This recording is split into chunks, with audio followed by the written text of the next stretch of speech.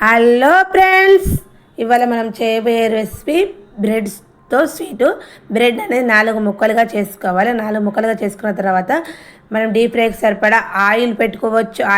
ఆయిల్లోని గోలించుకోవచ్చు, నెయ్యిలో గోలించుకోవచ్చు, రెండు కలిపి గోలించుకోవచ్చు. ఏ విధంగా మనకు ఏది అవైలబుల్ ఉంటే అది దేనిలోనే గోలించుకోవచ్చు.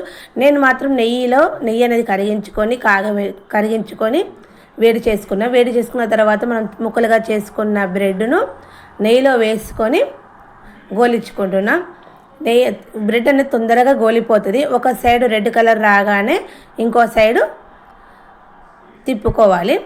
ఈ విధంగానే 2 సైడ్స్ ఇట్లా రెడ్ కలర్ అనేది రావాలి. ఇలా రాగానే ఒక ప్లేట్లోకి తీసుకోవాలి. ఈ విధంగానే అన్ని బ్రెడ్లు మనం కట్ చేసుకున్న బ్రెడ్లను గోలించుకొని ఒక ప్లేట్లోకి తీసుకోవాలి.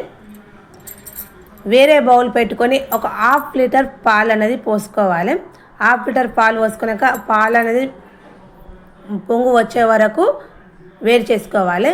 ఒక చిన్న బౌల్ తీసుకొని 2 స్పూన్స్ కస్టర్డ్ పౌడర్ తీసుకొని దానిలోకి మనం వేడి పాలు పోసుకొని కలుపుకోవాలి. చల్లటి పాలు పోసుకుంటే మనకు ఉండల్లాగా కడుతుంది కాబట్టి మనం కస్టర్డ్ పౌడర్లో వేడి పాలు పోసుకొని కలిపితే మనకు ఉండలు అనేది కట్టదు. మనకు పాలని పొంగు వచ్చాక దీనికి సరిపడ చక్కెర తీసుకోవాలి.